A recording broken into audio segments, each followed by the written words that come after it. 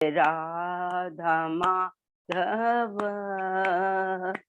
जय कुंज बिहारी, जय राधा माधव जय कुंज बिहारी, जय गोपी जन वल्लभ जय गिरिवरधारी, जय गिरिवरधारी, यशोदानंदन ब्रज जन रंजन, यशोदानंदन ब्रज जन रंजन, यमुना तीर वनचारी, यमुना तीर वनचारी, जय राधा माधव जय कुंज बिहारी, हरे कृष्णा कृष्णा कृष्णा हरे हरे, हरे राम राम राम हरे हरे, हरे कृष्णा कृष्णा कृष्णा हरे हरे, हरे राम राम राम हरे हरे, हरे कृष्णा कृष्णा कृष्णा हरे हरे, हरे राम राम राम हरे हरे, गोविंद बोलो हरि गोपाल बोलो, गोविंद बोलो हरि गोपाल बोलो, राधा रमन हरि गोविंद बोलो, राधा रमन हरि गोविंद बोलो, जय राधा माधव राधे, जय राधा श्याम सुंदर राधे, जय राधा मधुसूदन राधे, जय राधा कुंज बिहारी राधे, जय राधा दामोदर राधे, जय जगन्नाथ बलदेवा जय सुभद्रा, जय गौरानिताय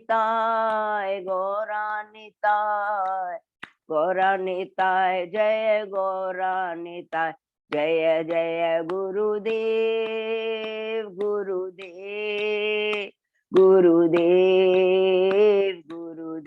जय जय प्रभुपाद,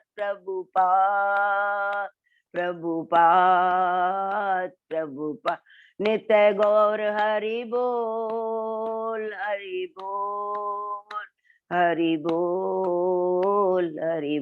हरि नाम संकीर्तन की जय, शील प्रभुपाद की जय, हरि हरि बोल। बहुत सुंदर, बहुत बहुत धन्यवाद हेमलता माता जी को, और बहुत धन्यवाद देते हैं हम लोग अजय पोदार प्रभु को। बहुत ही सुंदर विग्रह और चरणों का जो बहुत ही सुंदर चरण, भगवान के चरणों का हमने दर्शन किया, बहुत बहुत धन्यवाद है।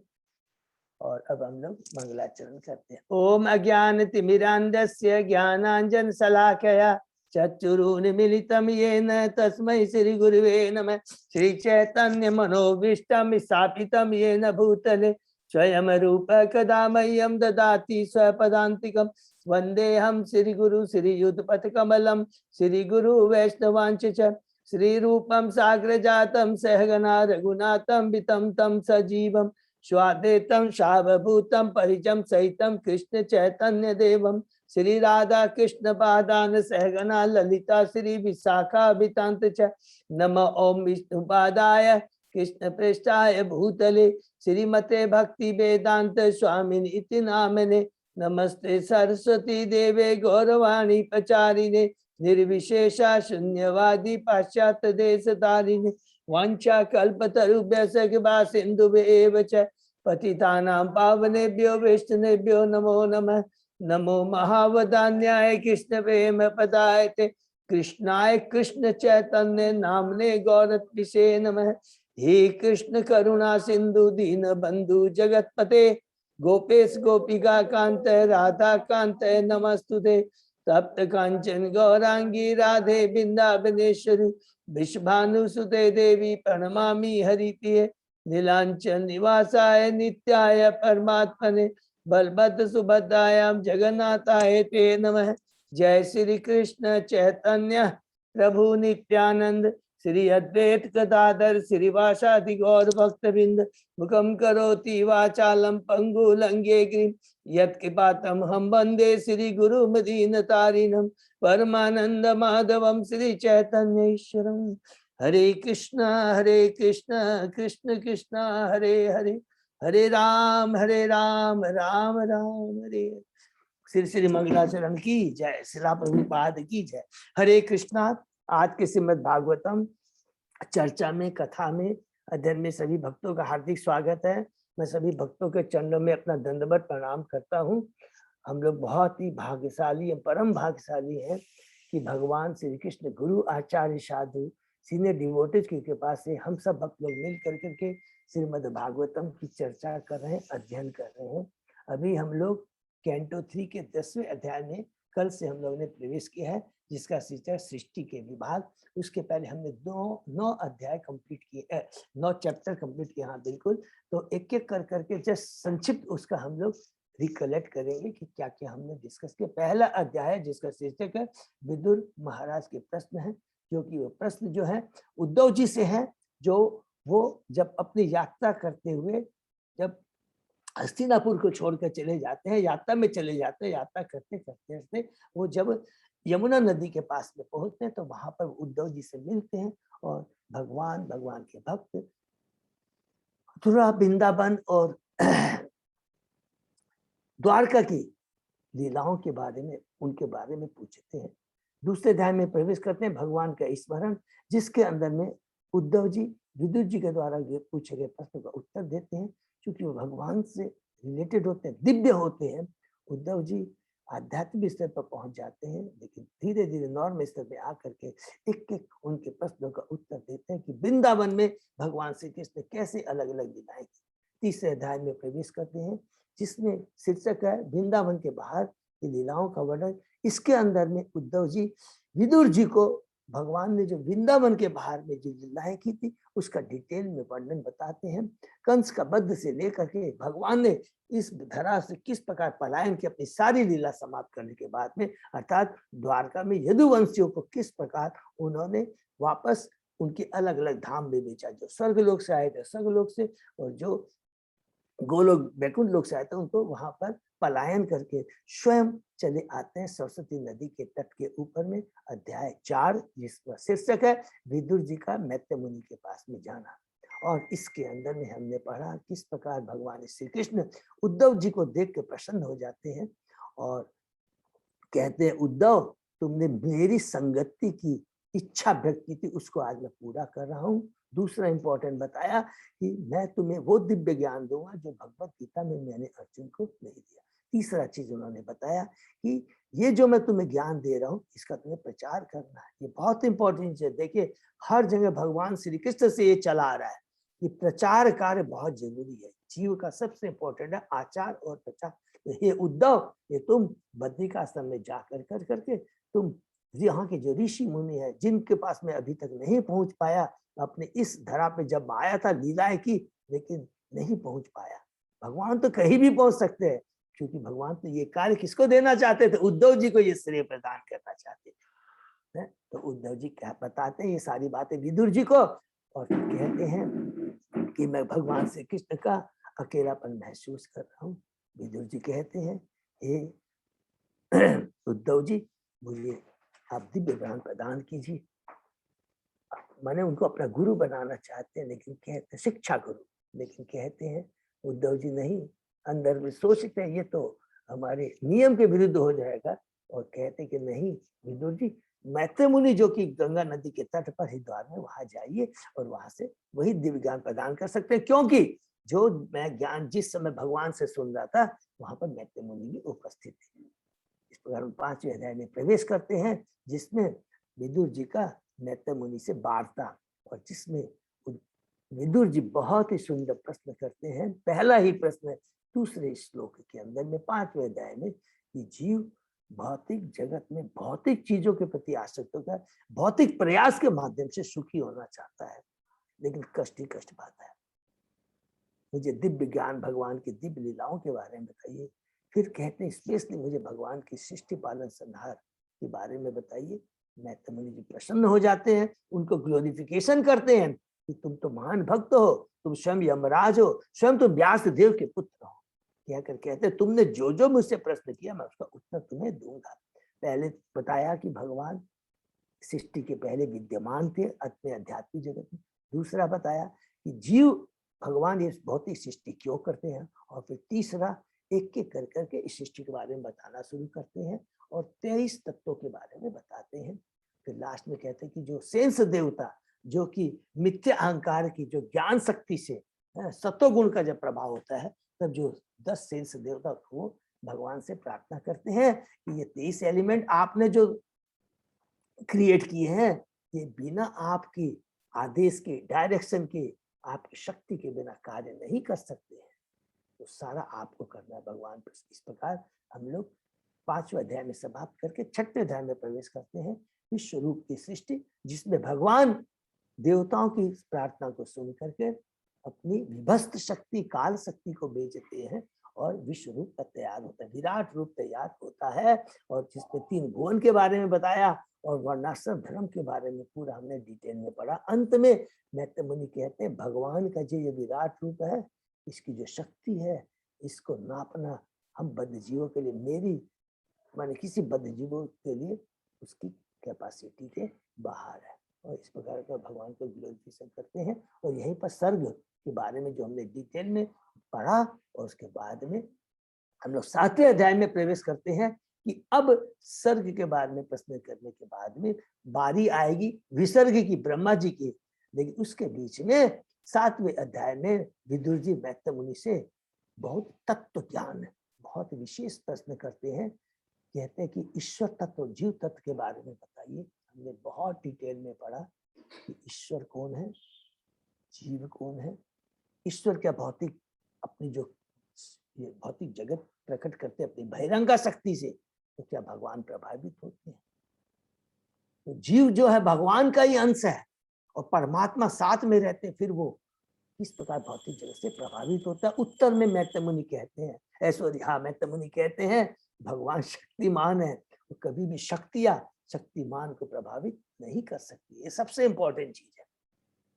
और दूसरी चीज का, हाँ, एक शक्ति दूसरी शक्ति को प्रभावित करती है, जैसे बहिरंगा शक्ति है, जीव है जो भगवान की पराशक्ति है, परा प्रकृति है, वो कभी कभी उससे प्रभावित हो जाती है। लेकिन सच में पूछा जाए तो जीव जो आत्मा है वो कभी भी प्रभावित नहीं होता, ऐसा लगता है। तो हमने सपने में जो हम पढ़ते हैं कि हमारा गाला कटा गया है, जो राजा का एग्जाम्पल, चंद्रमा का एग्जाम्पल से देखकर उनको समझाते हैं। और मैत्री मुनि कहते हैं मेरा संसार सेंस है दूर हो गया। और उसके बाद में वो 23वें श्लोक से लेकर लास्ट तक और भी अलग अलग फिर ब्रह्मा जी की सृष्टि के बारे में, मनुओं के बारे में, पुत्रों के बारे में अलग अलग डिटेल में प्रश्न करते हैं। और अंत में कहते हैं कि मैं ये जो सारे प्रश्न किया हूं, ये अपने प्योरिफिकेशन के, भगवान के बारे में सुनने के लिए, और इसका जो उत्तर है बद्ध जीवों के कल्याण के। इस प्रकार समाप्त होकर के हम लोग 8वें अध्याय में प्रवेश करते हैं कि इसका गर्भोदक छाई विष्णु द्वारा ब्रह्मा जी का प्राकट्य, जिसके अंदर में पहले हम लोग परंपरा के बारे में सुनते हैं। संकर्षण भगवान इस प्रकार चतुष्कुमार सांख्यायन मुनि को शायक मुनि, पराशर मुनि बृहस्पति को, पराशर मुनि से मैत्री मुनि को किस प्रकार ये भगवत गीता का ज्ञान प्रदान हुआ परंपरा के माध्यम से। उसके बाद में गर्भोदक्षाई विष्णु किस प्रकार ब्रह्मा की सृष्टि करते हैं। और जब ब्रह्मा जी भगवान कि जब ब्रह्मा जी की कमल के नाल से सृष्टि होती है, उत्पन्न होते हैं, तो वो अपने प्रयास से जानना चाहते हैं, अपनी सृष्टि के बारे में नहीं समझ पाते हैं, भगवान से प्रार्थना करते हैं 100 वर्षों तक, और उसके बाद में भगवान अपने हृदय में उनको प्रकट होते हैं, उनके हृदय में। और किस प्रकार भगवान का सुंदर वर्णन है वो हमने पढ़ा। और अब ब्रह्मा जी सृष्टि करने जा रहे हैं, उसके पहले भगवान को ग्लोरिफिकेशन करते हैं। तो हम लोग अध्याय 9 में पहुंचते हैं। अध्याय 9 में बहुत ही सुंदर वर्णन है कि किस प्रकार ब्रह्मा जी ने ग्लोरिफिकेशन किया है। भगवान का शीर्षक है सृष्टि शक्ति के लिए ब्रह्मा द्वारा स्तुति।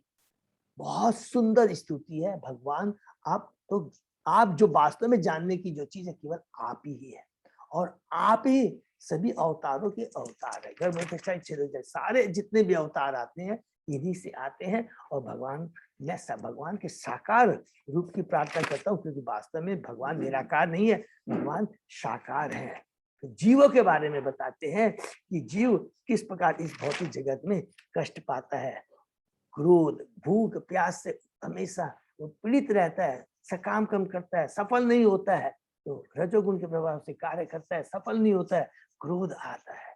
हे भगवान, मुझे दया आती है उन जीवों के ऊपर में। इसके बाद में अलग अलग बहुत तरह से डिटेल में भगवान की प्रार्थना करते हैं कि आप अनजाने में भी जो भगवान का नाम लेता है उसको कृपा मिलती है। और आप चाहे पुरुष के रूप में, कभी पशु के रूप में, कभी पक्षी के, मत्स्य, अलग अलग आप रूप में अवतार लेते हैं। इस पर ग्लोरी करने के बाद में भगवान उत्तर देते हैं। उसके पहले बोलते हैं कि उत्तर देने के पहले 3 प्रार्थना करते हैं। सबसे बड़ी प्रार्थना 22 से 25वें श्लोक में प्रार्थना करते हैं कि मेरी यही विनती है कि भौतिक जगत के सृजन कार्य में वे मुझे सेवा में लगा दे और मैं अपने कार्यों द्वारा भौतिक रूप से प्रभावित न हो, रजोगुण से, तीनों गुणों से प्रभावित न हो। उत्तर में भगवान कहते हैं कि हे ब्रह्मा, तुमने जो भी सृष्टि के लिए जो भी मेरे लिए प्रार्थना की है मैं पहले से तुम्हें दे चुका हूँ। तुम सृष्टि करते समय सदैव तुम्हें मेरा चिंतन रहेगा, तुम्हें घबराने की दरकार नहीं है। और सबसे इंपॉर्टेंट बात कहते हैं कि जो रजोगुण है वो तुम्हारे पास फटक तक नहीं पाएगा, तुम्हारे पास भी नहीं है। और मैं जो लास्ट में कहते हैं जो मैं सर्व कारण कारण भगवान हूँ, और मेरे से तुम्हारी जो उत्पत्ति हुई है, तुमने जो मेरे से शरीर प्रदान किया, इसके माध्यम से तुम अब और जीवों की उत्पत्ति कर सकोगे। ये मेरा तुम्हें वरदान है। इस प्रकार 9वां अध्याय समाप्त होता है और हम लोग 10वें अध्याय में प्रवेश करते हैं, जिसका शीर्षक है सृष्टि के विभाग। ये टोटली इंफॉर्मेटिव है। ये हमेशा ये देखिए टोटली इंफॉर्मेटिव है। तो इसको हम लोग थोड़ा सा इसमें हमको इंफॉर्मेशन बेस्ड मिलेगा है, लेकिन याद रखेंगे ये इंफॉर्मेशन भी जो है, जितनी इंफॉर्मेशन मिल रही है ये बड़ी बहुत इंपॉर्टेंट इंफॉर्मेशन है। बड़े बड़े गणितज्ञ, वैज्ञानिक आज के युग सोच भी नहीं सकते इतनी सुंदर सुंदर इंफॉर्मेशन जो ब्रह्मा जी करने जा रहे हैं विसर्ग की, वो कभी सोच भी नहीं सकते। तो सृष्टि के विभाग हमने कल आरंभ किया था कि विदुर जी मैत्रेय मुनि से कहते हैं, हे महान विदुर, मैंने आपसे जो कुछ भी पूछा है उसे आदि से अंत तक बताइए। क्योंकि कहते हैं आदि से अंत तक बताइए, अर्थात एकदम जो ब्रह्मा जी की सृष्टि से लेकर पूरा हमको अंत तक बताइए। मैत्रेय मुनि ने कहा, इस पर भगवान द्वारा दी गई सलाह के अनुसार ब्रह्मा ने 100 वर्ष तक अपने को तपस्या में संलग्न रखा और अपने को भगवान की भक्ति में लगाए रखा। अब ये देखिए ब्रह्मा जी बता रहे विदुर जी, फिर मैत्रेय मुनि विदुर को बता रहे हैं कि ये जो सृष्टि का कार्य ब्रह्मा जी ने कहा अपने आप नहीं हुआ, इसके लिए उनको भगवान तपस्या करनी पड़ी। ब्रह्मा जी ने अपने को भगवान की सेवा में लगाए रखा, क्योंकि भगवान की भक्ति और सेवा क्या है, शाश्वत है पहला चीज, और सदैव उत्साह पूर्वक है। ये प्रभुपाद जी ने कहा हम लोगों को, क्योंकि भगवान की भक्ति एक ऐसी है जो कि शाश्वत रहती है, अर्थात इसका शाश्वत फल प्रदान होता है नंबर 1, और ये हमेशा दिव्य आनंद प्रदान करती है। कभी भी आत्मा का यही भोजन है, और कभी भी आत्मा इससे उबती नहीं है, बोर नहीं हो जाती कि बहुत बार हरि नाम जप कर लिया, बहुत बार भगवान के नाम का कीर्तन सुना। ये सबसे बड़ा दिव्य रहस्य भगवान के नाम गुण लीलाओं का श्रवण कीर्तन स्मरण करने से। उसके बाद में हमने पढ़ा तब ब्रह्मा जी ने देखा कि ब्रह्मा जी के बारे में बता रहे हैं कि मित्र मुनि विदुर जी को, कि जब ब्रह्मा ने देखा कि जिस कमल पर वे बैठे थे और वह जल जिसके अंदर कमल उगा हुआ था प्रचंड वायु के द्वारा कांप रहे थे, तो यहाँ पर वो जी कह रहे हैं कि ये भौतिक जगत ऐसा ही है। इस भौतिक जगत में संलग्न व्यक्ति में भक्त को विभिन्न परिस्थितियों कष्टों का अनुभव फेस करना पड़ता है, सामना करना पड़ता है, वह विचलित हो जाता है, क्योंकि ये भौतिक जगत है भक्तों के लिए माया से युद्ध करने के समान है, इसलिए हमें विचलित नहीं होना चाहिए। ठीक है ना। इसके बारे में कहते हैं, लास्ट में कहते हैं, दीर्घकालीन तपस्या तथा आत्मसंग के दिव्य ज्ञान ने ब्रह्मा जी को परिपक्व बना दिया, पूरा कॉन्फिडेंस उनमें ला दिया भगवान की 100 वर्ष तपस्या करने के बाद में। उसके बाद ब्रह्मा जी ने विचार किया कि किस तरह समत लोकों के बीजों को किस तरह उत्पन्न किया जाए। तो 7वां श्लोक बहुत इंपॉर्टेंट है, जिसके हम अंदर में पढ़ा कि ब्रह्मांड के सारे लोकों के बीज उस कमल के गर्भस्थ थे जिस पर ब्रह्मा जी आसीन। भगवान ने पहले से ही सारे लोगों को उत्पन्न कर रखा था और सारे जीव भी ब्रह्मा के साथ जन्म ले चुके थे। भौतिक जगत सारे जीव पहले से ही बीज रूप में भगवान द्वारा उत्पन्न किए जा चुके थे और ब्रह्मा जी को तो केवल इन बीजों को ब्रह्मांड में बिखेरना था, स्कैटर करना था। इसलिए असली सृष्टि भगवान ने की है, जिसको सर्ग कहते हैं, और ब्रह्मा जी ने जो की है सृष्टि वो विसर्ग कहलाती है, सेकेंडरी सृष्टि। इसके बाद में ब्रह्मा जी ने कमल कोश को पूरे ब्रह्मांड में फैला दिया और हमने जो पढ़ा उसमें पहले 3 विभागों को, उसके बाद में 14 विभागों में उन्होंने उनको कन्वर्ट किया। तो 3 विभाग और 2 लोक, मध्य लोक और उच्च लोक है। उसमें हमने थोड़ा सा प्रभुपाद जी ने अपने तात्पर्य से क्लैरिफाई किया कि जब ब्रह्मा जी का दूसरा रात के बाद जो दूसरा दिन शुरू होता है, उस समय याद रखें जो आंशिक जो प्रलय होती है उसमें उच्च लोक जैसे महरलोक, जनलोक, तनलोक वो प्रलय काल के जल में विलीन नहीं होते। उसके बाद में 10वें श्लोक से विदुर जी ने स्पेशली फिर मैत्रेय मुनि से पूछा। क्या पूछा? विदुर जी ने मैत्रेय मुनि से कहा नित्य काल के बारे में पूछे। ये देखिए काल जो है पूरा डिटेल में हम लोग को पढ़ेंगे, ये बहुत इंपॉर्टेंट है। हम बद्धजीवों के लिए भी काल समय बहुत महत्व रखता है। कलयुग में आयु बहुत कम है, अल्प बुद्धि है, सारा वातावरण में कलह का वातावरण है। हमें इस समय का पूरा सदुपयोग करना है। काल से ही सारा पूरे भौतिक जितने भी भगवान की क्रियाएं होती है, माने ये भौतिक जगत का प्रकट होता है, इसमें काल का बहुत महत्व। और हमने पढ़ा था कि जब पुरुषावतार में कारण दक्षाई विष्णु भी जब प्रधान पर दृष्टिपात करते हैं, सिर्फ ब्रह्मांड निकलते हैं, उसके बाद में काल का ही सारा, काल से ही तीनों गुण है एक्टिवेट होते हैं, महत्व बनता है। फिर काल से मन सारा भगवान का पता, काल के बिना कुछ, तो क्योंकि काल स्वयं भगवान है। तो मैत्रेय मुनि ने कहा नित्य काली प्रकृति के 3 गुणों की अनोन्य क्रियाओं का आदि स्रोत है। यह अपरिवर्तनशील तथा सीमा रहित है तथा भौतिक सृजन की लीला में यह भगवान के निमित्त रूप में कार्य करता है। प्रभुपाद जी कहते हैं कोई भी नहीं जानता कि काल कब आरंभ हुआ और कब इसका अंत होता है। काल तो तही भौतिक जगत के सृजन पालन तक संहार का लेखा जोखा रखता है। यह काल भगवान का श्वांश है। काल भगवान का निर्विशेष रूप है। बहिरंगा शक्ति या भौतिक प्रकृति स्वयं भगवान के रूप में काल की अधीनता में कार्य करती है। तो हमने पढ़ा कि 10वें, 11वें, 12वें श्लोक में काल के बारे में मैत्रेय मुनि ने बताया विदुर जी को, और इसके आगे हम लोग आज पढ़ते हैं। ठीक है। ओम नमो भगवते वासुदेवाय। ओम नमो भगवते वासुदेवाय। ओम नमो भगवते वासुदेवाय। नारायण नमस्कृत्य नरं चैव नरोत्तमं देवी सरस्वती व्यासं ततो जयम् उदीरये। नष्टप्रायेषु अभद्रेषु नित्यं भागवत सेवया भगवती उत्तम श्लोके भक्ति भवति नैष्ठिकी। आराधयो भगवान ब्रजेश तनय ततधाम वृंदावनम रमया काचित् उपासना व्रजवधु वर्गिण्य कल्पिता। श्रीमद्भागवतम प्रमाणम अमलम प्रेमापुमर्तो महान श्री चैतन्य महाप्रभो मतम इदम तत् आदरो न पर। हरे कृष्णा कृष्ण कृष्ण हरे हरे, हरे राम राम राम हरे हरे। अध्याय 10 शीर्षक है सृष्टि के विभाग और श्लोक नंबर 13। अजय प्रभु। हाँ 13 से प्रभु। थैंक यू सो मच प्रभु। यथा इदानीं तथा अग्रे च पश्चात अपि एतत् ईदृशम्। यह विराट जगत जैसा अब है वैसा ही रहता है, यह भूतकाल में भी ऐसा ही था और भविष्य में भी इसी तरह रहेगा। हरि बोल।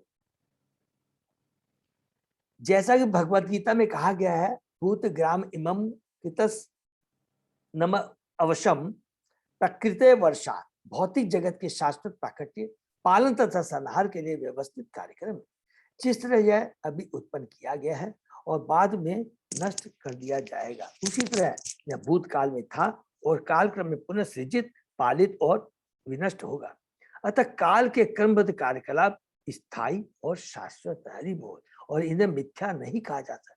अभिव्यक्ति क्षणिक तथा आकस्मिक है किंतु मिथ्या नहीं है, जैसा कि मायावादी दार्शनिक दावा करते हैं। देखिए यहाँ पर फिर से प्रभुपाद जी ने कह दिया, प्रकृति काल ये शाश्वत है, इनका प्रभाव भी शाश्वत है, इसे हमें याद रखना है।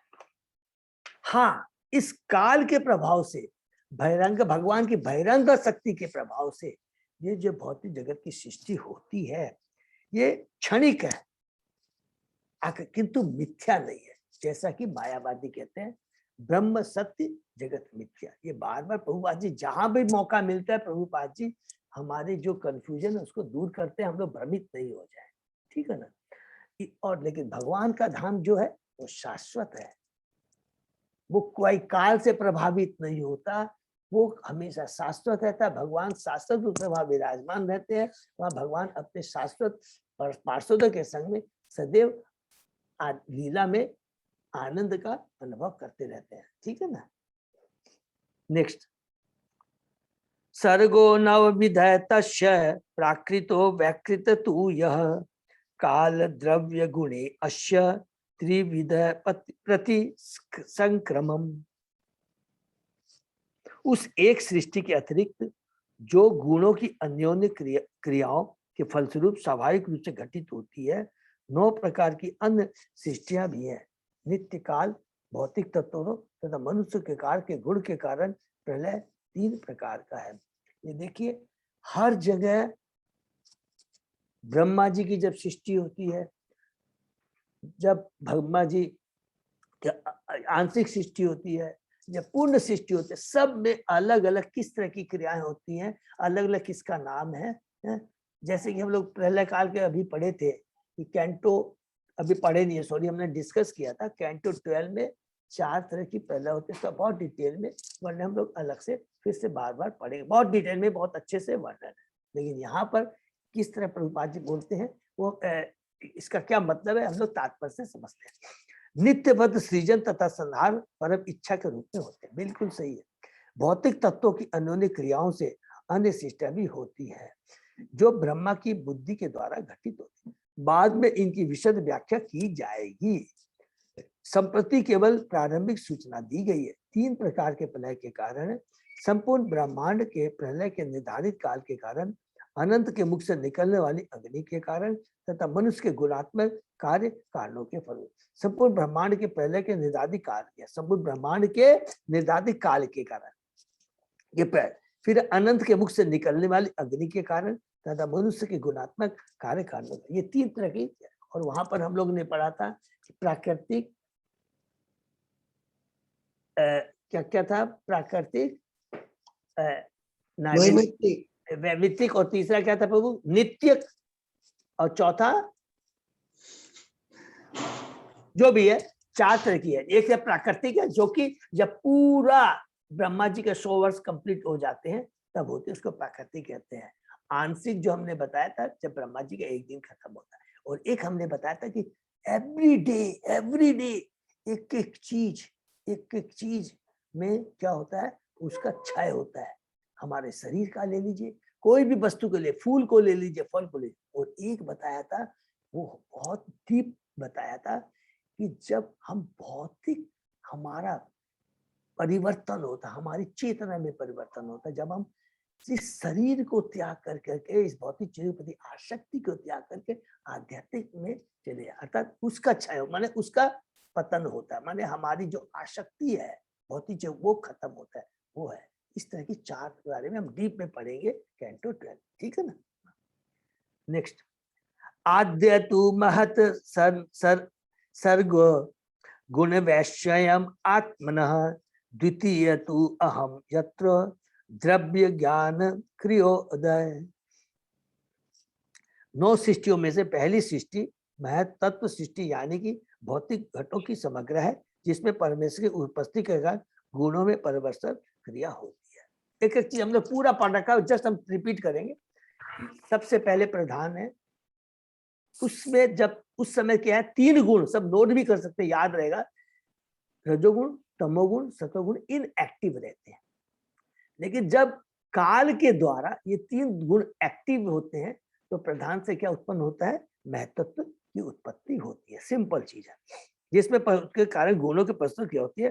दूसरी स्थिति में मिथ्या अहंकार उत्पन्न होता है, सिंपल चीज है। फिर महत्व से हमने पढ़ा था, मिथ्या अहंकार उत्पन्न होता है, जिसमें से भौतिक घटक, भौतिक ज्ञान तथा भौतिक कार्यकला प्रकट होते हैं।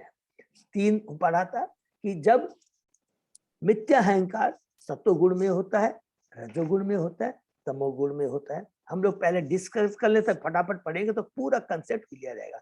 हमने पढ़ा था मिथ्या ज्ञान जब सत्वगुण में होता है उसको हम लोग क्या बोलते हैं, ज्ञान शक्ति, उससे 10 सेंस देवता और मन उत्पन्न होता है। जब महत्व अहंकार रजोगुण अर्थात जिसको हम लोग बोलते हैं क्रिया शक्ति, अध्यात्म बोलते हैं, उस समय क्या होता है कि इंटेलिजेंस माने बुद्धि, प्राण, कर्मेंद्रिया, 5 कर्मेंद्रिया, 5 ज्ञानेंद्रिया उत्पन्न। तीसरा हमने पढ़ा था कि जब मिथ्या अहंकार जिसको अधिभूत कहते हैं, द्रव्य शक्ति जिसको तामस माने तमोगुण के प्रभाव में जब आता है तो 5 हमारे क्या है, तत्व ग्रॉस एलिमेंट होते हैं और तन मात्रा उत्पन्न होती है, ठीक है ना। तन मात्रा सेंस ऑब्जेक्ट, ये इसी के बारे में, इसको याद करते हुए हम लोग अब आगे बढ़ते हैं।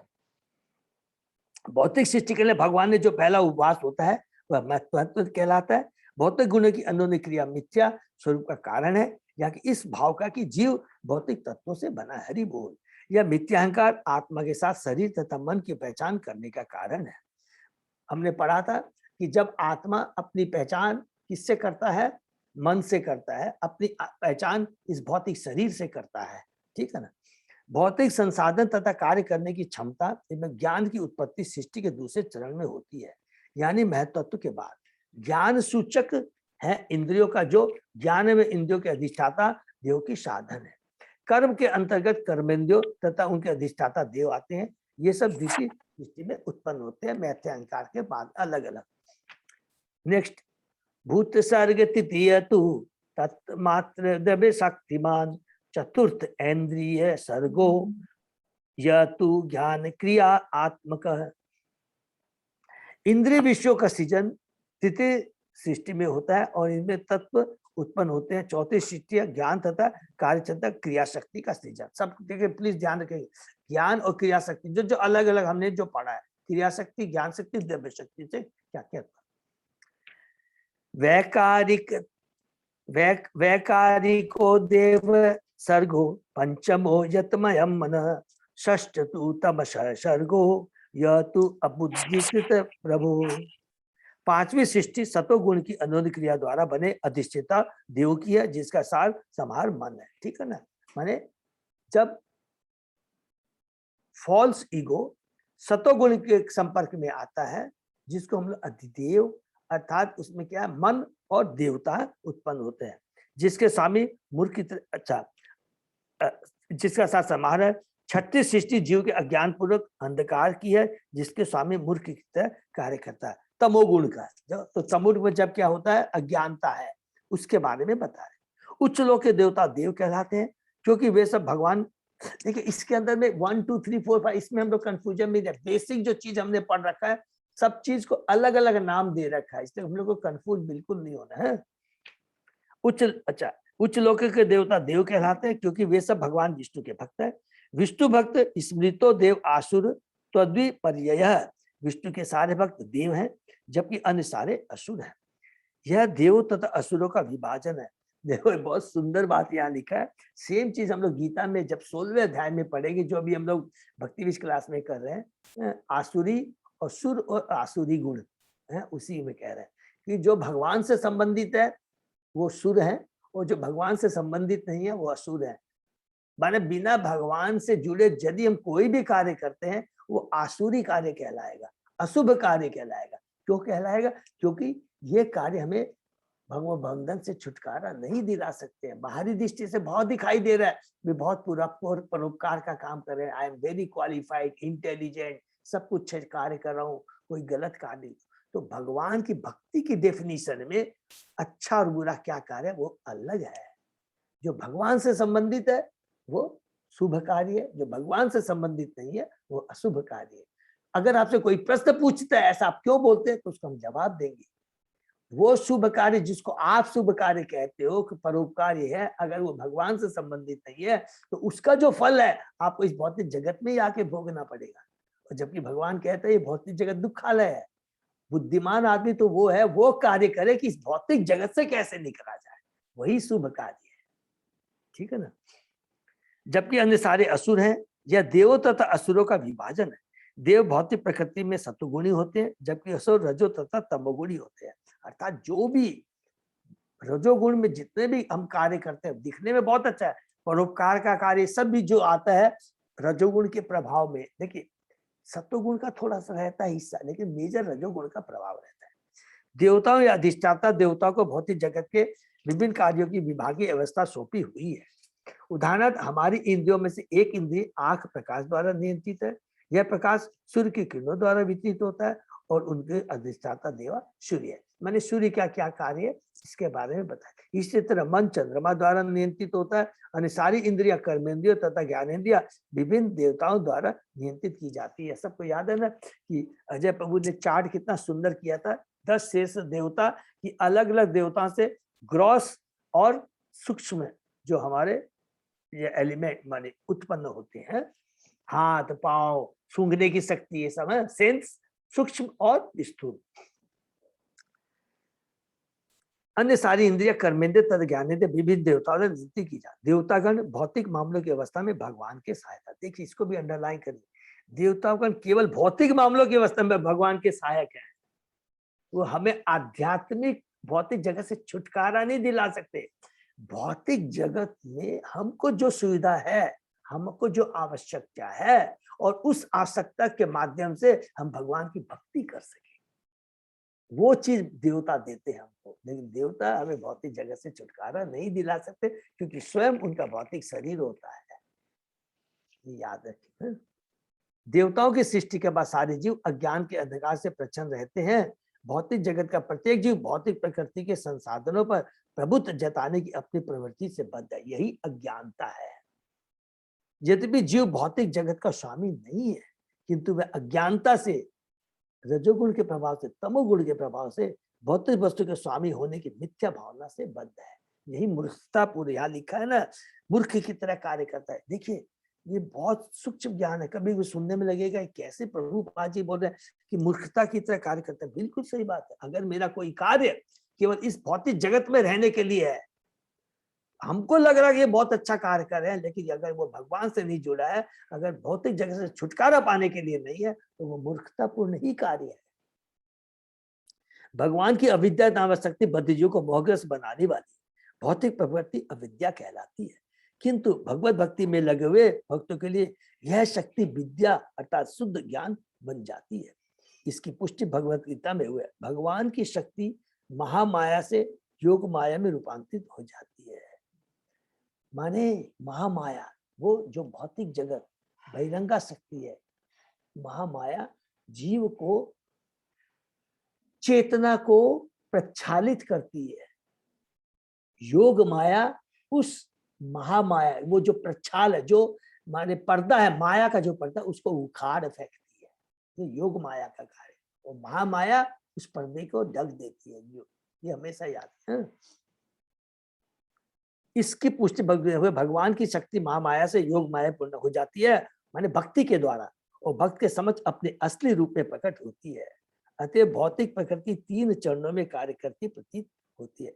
भौतिक जगत सृजन सिद्धांत के रूप में, अज्ञान के रूप में तथा ज्ञान के रूप में। भौतिक जगत की सृष्टि होती है। इस भौतिक जगत में अज्ञानता मीन्स ये भौतिक जगत सुखालय है, ये माया का कार्य है। और उसके बाद में ज्ञान के रूप में जब भगवान की योग माया भक्ति, ये महामाया का पर्दा जब हट जाता है, जैसा कि पिछले में उद्घाटित हुआ है, चौथी सृष्टि में ज्ञान शक्ति भी उत्पन्न होती है। बद्ध जीव मूलतः मूर्ख नहीं होते। देखिए इसको भी अंडरलाइन कर लेंगे। बद्ध जीव मूलतः मूर्ख नहीं होते। क्यों नहीं होते? बद्ध जीव भगवान का अंश है, वो भी सच्चिदानंद है, किंतु प्रकृति के अविद्या कार्य के प्रभाव से वे मूर्ख बना दिए जाते हैं। माया के द्वारा 3 गुणों के प्रभाव के चलते महामाया के द्वारा ये मूर्ख बना दिए, जिससे वे सही दिशा में ज्ञान का उपयोग नहीं कर पाते। किंतु भक्ति के माध्यम से उस अज्ञानता को दूर किया जा सकता है। अंधकार के प्रभाव से बद्ध जीव परमेश्वर के साथ अपने संबंध को भूल जाता है और वह राग, घृणा, गर्व, अज्ञान तथा झूठी पहचान से अभिभूत हो जाता है, जो कि भौतिक बंधन उत्पन्न करने वाले 5 प्रकार के काम, क्रोध, लोभ, मोह, मद। नेक्स्ट, सट इमे प्राकृता सर्गा व्यकृतान अपि मे क्षिणु रजो भाजो भगवतो लीला इयम हरि मेध सह।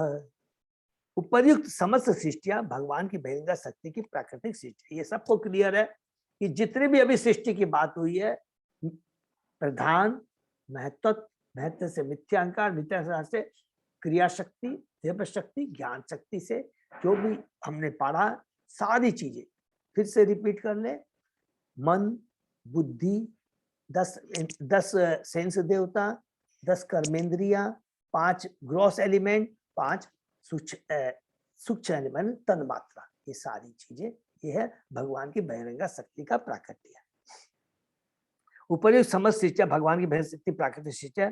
अब मुझसे उन ब्रह्मा जी द्वारा की गई सृष्टियों के विषय में सुनो। ये मित्र मुनि किसको कहते हैं? विदुर को, जो रजुर गुण के अवतार है और सृष्टि के मामले में जिनका मस्तिष्क भगवान जैसा ही है, तो रजोगुण के अवतार है। क्यों बोला गया ब्रह्मा जी? क्योंकि रजोगुण से ही सृष्टि होती है, सतोगुण से पालन होता है और तमोगुण से संहार होता है। ठीक।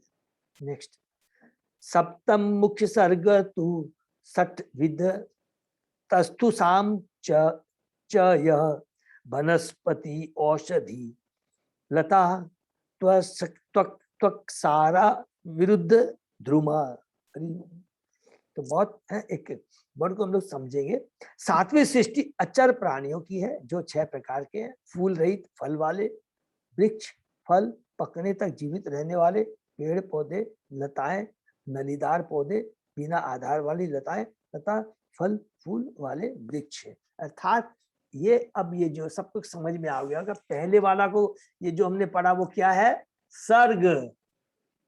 क्लियर है ना? देखिए सर्ग, क्योंकि ये भगवान ने, अब ब्रह्मा जी सबको अलग अलग क्रम स्वभाव के अनुसार में पेड़ की योनि, पशु की योनि, पक्षियों की योनि, अलग अलग वृक्ष, अलग तरह के फल, एक एक जो 84 लाख योनियां है जो हम लोगों ने पढ़ा है, उसके बारे में अब लोग पढ़ने जा रहे हैं, माने ब्रह्मा जी के द्वारा। उत्त स्रोत स तमय प्राय अंत स्पर्शा विशेषिण। सारे अचर पेड़ पौधे ऊपर की ओर बढ़ते हैं, वे अचेत प्राय होते हैं, किंतु भीतर भी उनमें पीड़ा की अनुभूति होती है। वे नाना प्रकारों में प्रकट होते हैं, लेकिन उनकी चेतना बहुत कम होती है।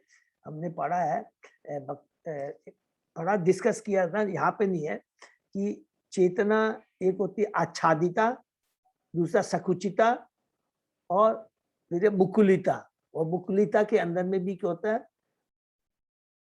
पूर्ण विकसित, अल्प विकसित और नॉर्मल विकसित। ठीक है, मुक्तिता में हम लोग अलग से अभी डिटेल में आगे पढ़ेंगे, शायद इसमें है कि नहीं मेरे को मालूम है। हाँ, इसी में ही है। जो सकुचिता का मतलब टोटली डोरमेंट, एकदम, सॉरी आच्छादिता, वो किसकी होती है? पेड़ पौधे सॉरी इन सब की होती है सकुचिता।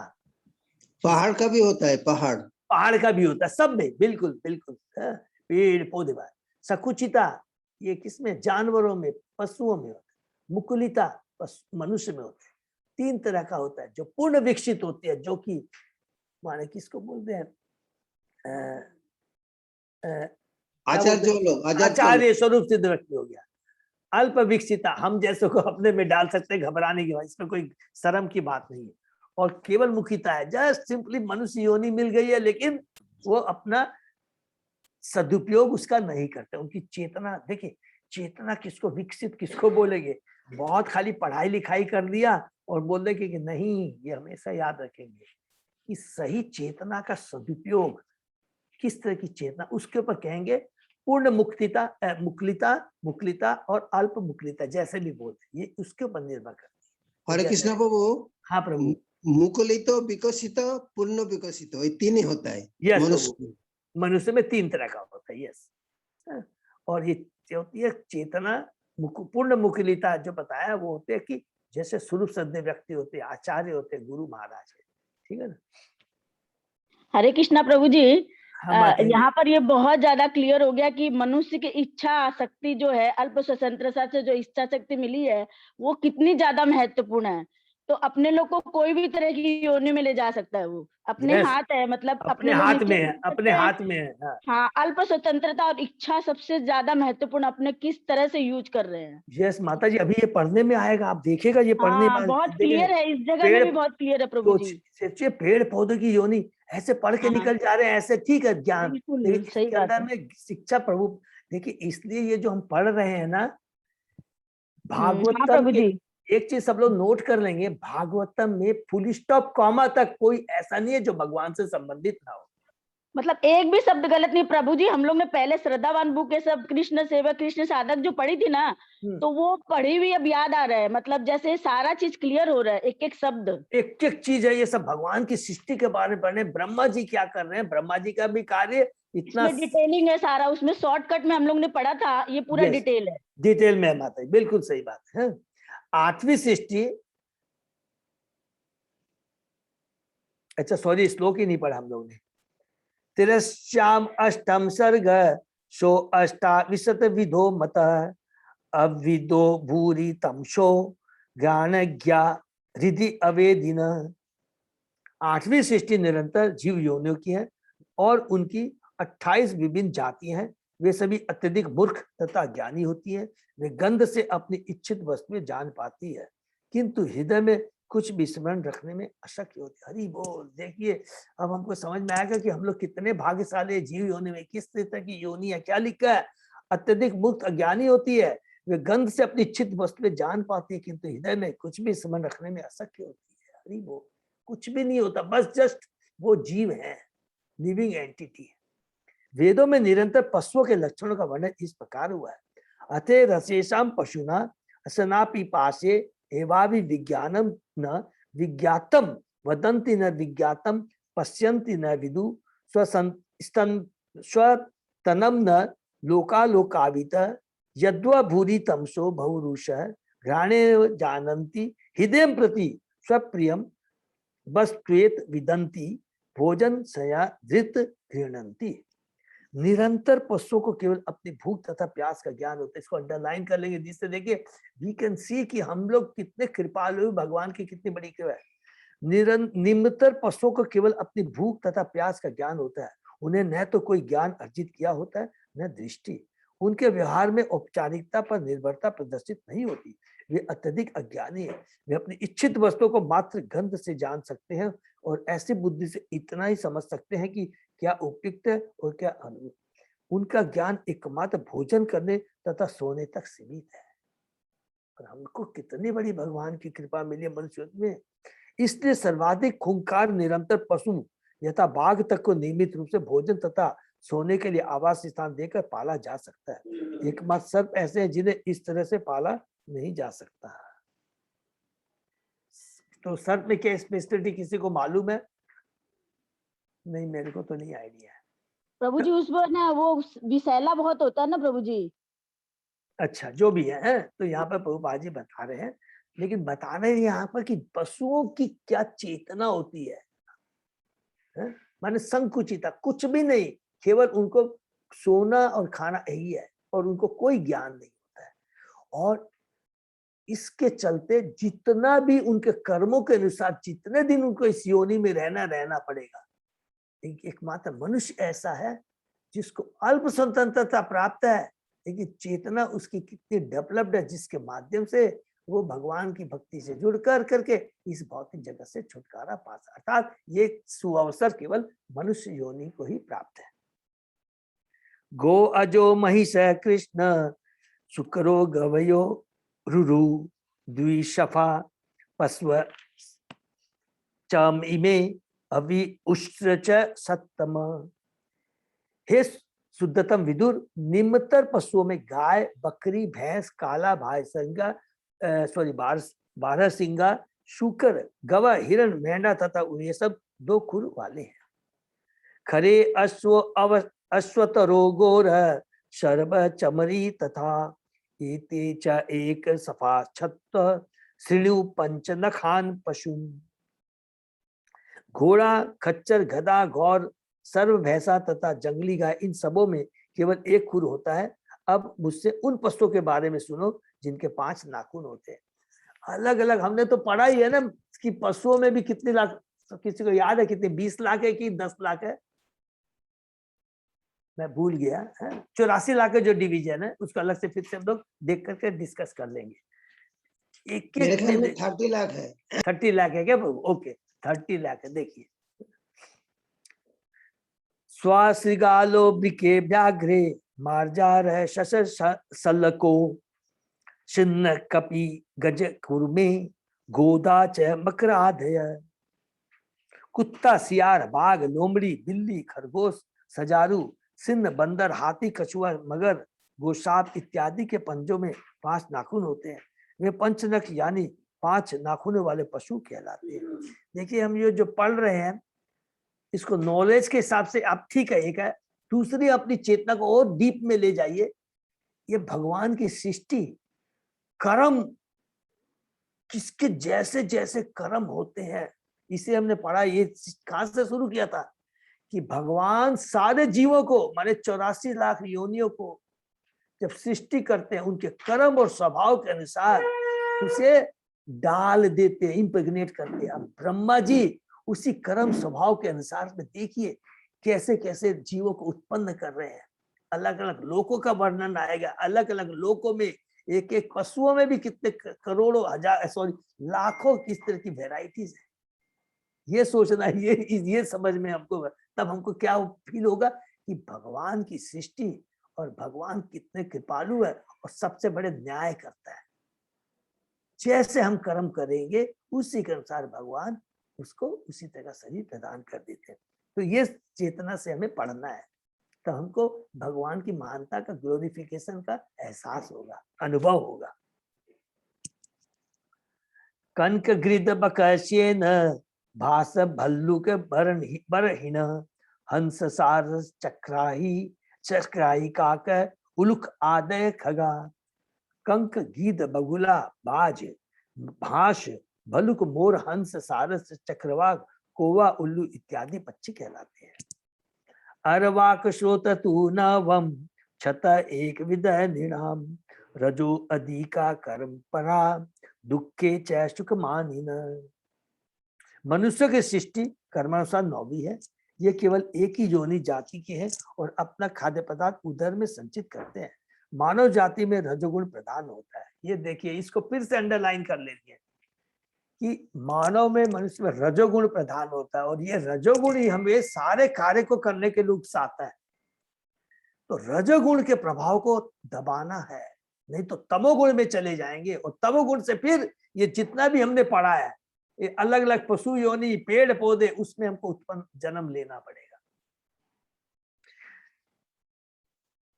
मनुष्यगण दुखी जीवन में भी सदैव व्यस्त रहते हैं, किंतु वे अपने को सभी प्रकार से सुखी समझते हैं। इसको भी अंडरलाइन कर दें। वास्तव में दुखी रहते हैं, लेकिन वो अपने को सोचते हैं कि मैं बहुत सुखी हूं। मनुष्य पशुओं से अधिक कामुक होता है, अतः मनुष्य का यौन जीवन अधिक अनियमित होता है। पशुओं में संभोग का नियत काल होता है, किंतु मनुष्य में ऐसे कार्यों के लिए कोई नियमित समय नहीं है। मनुष्य भौतिक दुखों से छुटकारा पाने के लिए चेतना की उच्चतर प्रगत अवस्था से युक्त है, किंतु अपने ज्ञानता के कारण वह यह सोचता है कि उसकी उच्चतर चेतना जीवन की भौतिक सुविधाओं के संवर्धन के निमित्त, हरि बोल, वो सोचता है कि ये जो उच्च चेतना मिली है भौतिक भोग के लिए मिली है, भौतिक सुविधाओं को अर्जन करने के लिए। इस तरह उसकी बुद्धि आध्यात्मिक साक्षात्कार के बजाय पाश्विक लालसाओं, खाने सोने रक्षा करने संभव करने में प्रयुक्त होती है, माने दुरुपयोग होता है। भौतिक सुविधाओं के अक्सर होकर मनुष्य अपने को अधिक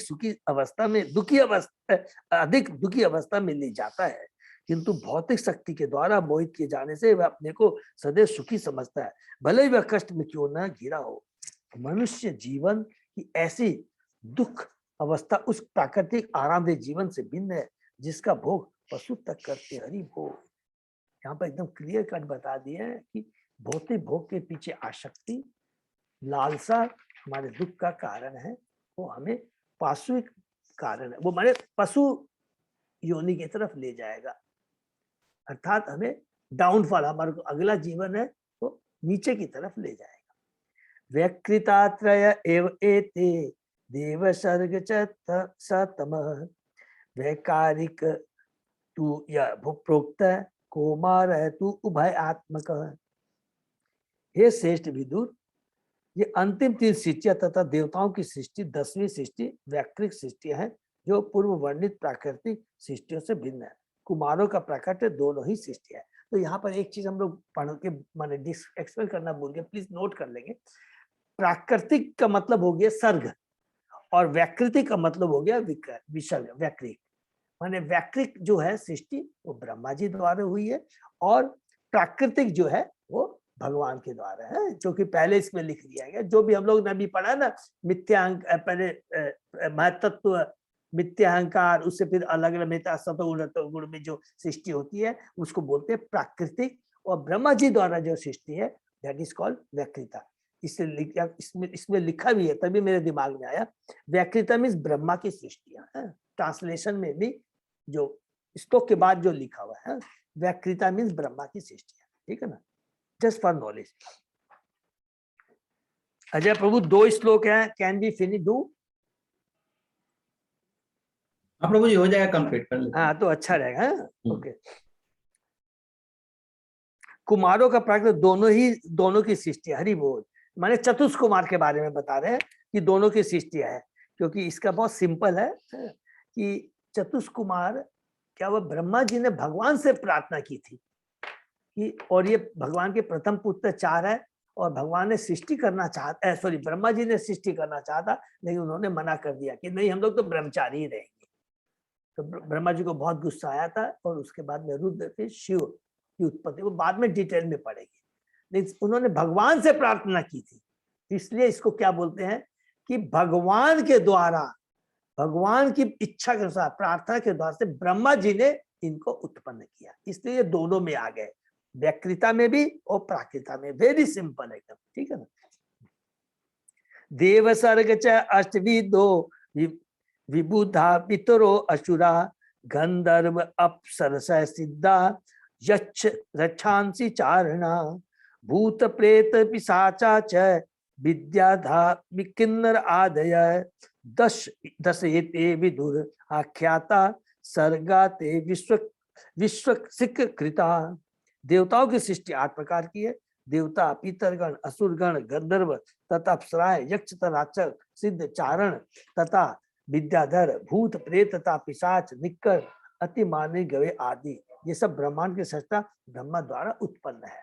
बहुत सिंपल है कि कर्म स्वभाव के अनुसार ब्रह्मा जी बार बार अलग अलग देवता, मनुष्य, पशु, पेड़ पौधों को, अभी हमने पढ़ा बीज भगवान ने दिया है, स्वभाव कर्म ऑलरेडी भगवान ने डाल दिया, अब ब्रह्मा जी उनको अलग अलग डिवीजन कर रहे हैं, अलग अलग उनके कर्म स्वभाव से उनको बांट रहे हैं, अलग जगह पर स्थापित कर रहे हैं। जैसा कि हाँ प्रभु, पहले जो देवता सृष्टि हुआ वो तो भगवान से हुआ ना। यस प्रभु, वेरी गुड, बिल्कुल, ओनली सेंस देवता, यस बिल्कुल, और बाकी देवता ब्रह्मा करेंगे, बिल्कुल। तो प्रभु कार्तिक नक्षत्र प्रभु ने बहुत अच्छा याद दिलाया। जो हम लोग याद है ना 10 सेंस देवता जो भगवान से प्रार्थना करते हैं, तो देवता 2 जगह उत्पन्न हुई है, एक हो गया प्राकृतिक और दूसरा व्याकृत। मीन जो ब्रह्मा जी ने उत्पन्न किया है वो व्याकृता है और जो भगवान ने उत्पन्न किया है वो प्राकृत है। थैंक यू प्रभु। इसमें कौन कौन से आते हैं प्रभु जी, ये वाले देवता वाले में? कौन से माता जी? इसमें ये जो देवता की सृष्टि 8 प्रकार के, तो देवता पितरगण असुरगण है ना जो प्रभु जी अभी हाँ जो हाँ इसमें आ रहे हैं। हाँ, ये ये ब्रह्मा देवता कौन कौन से हैं प्रभु जी? ये ब्रह्मा जी ने किया। अच्छा, कौन कौन से देवता प्रभु जी पूछ रहे वो 33 करोड़ आएगा ना वो अभी। बहुत है ना माता जी, दुनिया भर के हैं। ठीक है प्रभु जी, बहुत है, 30 करोड़। बहुत है माता जी, हाँ बहुत है। ठीक है ना। नेक्स्ट, अतः परम प्रवक्ष्यामि वंशा मनवंतराणि च एवं ब्रज पलुत्सृष्टा कल्पादिषु आत्मभूहरि सृजति अमोघ संकल्प आत्मा एव आत्मनम आत्मनम। अब मैं मनुओं के वंशजों का वर्णन करूंगा। सृष्टा ब्रह्मा जो कि भगवान के रजोगुणी अवतार है, भगवान की शक्ति के बल से प्रत्येक कल्प में अचूक इच्छाओं से विश्व प्रपंच की सृष्टि करते हैं। याद है ना कि हम लोगों ने कब पढ़ा था? 7वें अध्याय के अंदर अभी हमने पढ़ा है कि अलग अलग प्रश्न करते हैं ना, उसके बाद में 23वें श्लोक हमने अलग अलग मनुओं के बारे में बताइए, इसके बारे में बताइए है, वही उसी के बारे में। विराट जगत भगवान की अनेक शक्तियों में से एक का विस्तार है। सृष्टा तथा सृष्टि दोनों एक ही परम सत्य के उद्भास है। इसको अंडरलाइन कर ले, सृष्टा तथा सृष्टि दोनों ही परम भगवान के सृष्टा के उद्भास है। जैसा कि भागवत में आरंभ में कहा गया, जन्मांधस्य जाता है, जो कि माने भगवान ही सब कुछ है। हरे कृष्णा। तो यही हम लोग समाप्त करते हैं। ये ब्रह्मा जी की सृष्टि अभी चलती चली जाएगी है। और अब हम लोग, हाँ प्रभु आप बताया ना वो जो सांप और टाइगर में क्या फर्क है? हमको हाँ लगता है उनमें चेतना का फर्क है। जैसा डॉग भी तो वही श्रेणी में ही आता है, लेकिन डॉग को ज्यादा हम लोग ट्रेन कर सकता है। अच्छा, तो उसमें भी चेतना का फर्क हो सकता है, इससे हमको लग रहा है। हो सकता है प्रभु, हम लोग पढ़ेंगे बाद में डिटेल में। अभी ये विसर्ग बहुत लंबा चले जा रहा है प्रभु, एकदम चलता चला है। उसमें सारा वर्णन आएगा और इतना सुंदर वर्णन है। फिर एक एक लोक का वर्णन आएगा, पूरे एकदम लोक की कैसे स्थापित है, कितनी दूरी है, क्या इसमें देखेगा। आगे हम जब पढ़ेंगे ना काल का, जब पढ़ेंगे नेक्स्ट मोस्ट पहले नेक्स्ट 11वें में काल के बारे में भैया, इसी में डिस्टेंस माने काल का पूरा बताएगा, किस डिस्टेंस कितनी दूरी है तो काल का क्या प्रभाव है, कि कितनी डिस्टेंस को कितने समय के अंदर एक एक माने हम सोच भी नहीं सकते हैं। अणु परमाणु और एक माने जो समय होता है ना, जिसमें हम लोग बोलते हैं मिनट सेकंड से भी नीचे, घंटा माने आवर, महीना, साल, सबका इतना डिटेल में वर्णन है कि माथा घूम जाएगा। ये देखिए प्रभु, ये भागवतम है सोचिए। तो ये भगवान कितने महान है, इससे बड़ा भगवान से जैसा माने हम लोग उसकी भगवान की कृपा और भगवान के बारे में हम लोग कल्पना ही नहीं कर सकते। इसलिए कहा है ना, भगवान को हम लोग अपनी बुद्धि से नहीं जान सकते हैं। थोड़ा बहुत भी जो जान सकते हैं वो भगवान की भक्ति करेंगे और भक्ति से भगवान अपने ऊपर कृपा करेंगे, तभी थोड़ा बहुत जान सकते हैं। तो ये पढ़ते समय सबसे बड़ी चेतना क्या होनी चाहिए कि कृष्णा कुछ भी कर सकते हैं, नहीं तो ये सारी चीजें हम सोच भी सकते हैं। अब किसी भी आप भक्त को बता दिए भले सब फालतू बात है, वो जानने की चेष्टा ही नहीं करेगा। तो जितना हम लोग भगवान के बारे में ये पढ़ रहे हैं, उनकी सृष्टि के बारे में पढ़े, उतना हमारा प्योरिफिकेशन होगा, भगवान में श्रद्धा बढ़ेगी। ये मेन कारण है। ठीक, हरे कृष्णा। तो हम लोग यही विराम देते हैं। और हरे कृष्णा, दंडवत प्रणाम प्रभु जी, दंडवत प्रणाम प्रभु जी, दंडवत प्रणाम, बहुत बहुत धन्यवाद प्रणाम। और एक जस्ट हरे कृष्णा, एक चीज थोड़ा सा, दंडवत प्रणाम प्रभु जी, प्रणाम माता जी। मीनू माता जी का शरीर शांत हो गया कुछ दिनों पहले। तो हम लोग सब भक्त लोग मिल करके माता जी के मदर के लिए हम लोग भगवान से प्रार्थना करेंगे फॉर हर हायर डेस्टिनेशन।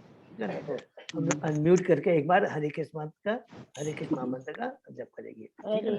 हरे कृष्णा कृष्णा हरे कृष्णा हरे हरे हरे हरे राम राम राम हरे हरे राम राम हरे हरे। क्योंकि भक्तों की जो भगवान से प्रार्थना होती है, भगवान बहुत जल्दी सुनते हैं। हरे कृष्णा। हरे कृष्ण। तो यही पर ध्यान देते हो प्रभु। कोई भी अनाउंसमेंट है अजय प्रभु? हरे कृष्णा। नहीं प्रभु जी, आज तो नहीं, कल से ही भक्तों ने हरे कृष्णा। अपना पार्टिसिपेट किया, बहुत अच्छा रहा। हरि बोल, हरि बोल। चलिए, और मीनू माता जी बहुत अच्छी भक्त है, देखिए है। और अभी वो मेरे को बोली कि वो भी अपने पीआर मतलब चाहते कि सब लोग भक्त बने, और बोले प्रभु जी मैं नहीं चाहती, मैं चाहती हूँ कि वह मेरी मदर का जो है उसमें भगवान का कीर्तन हो, भक्त लोग आए और ब्रह्मचारी मंदिर से आए और वो कीर्तन करे। इससे ज्यादा बड़ी अच्छी बात नहीं हो सकती, ठीक है ना। हरे कृष्णा। हरे कृष्ण। थैंक यू अजय बाबू, अजय सब लोगों को धन्यवाद। हरि बोल। आज का सेशन ये विराम करते हैं, फिर 7 बजे। हरे कृष्ण। हरि बोल।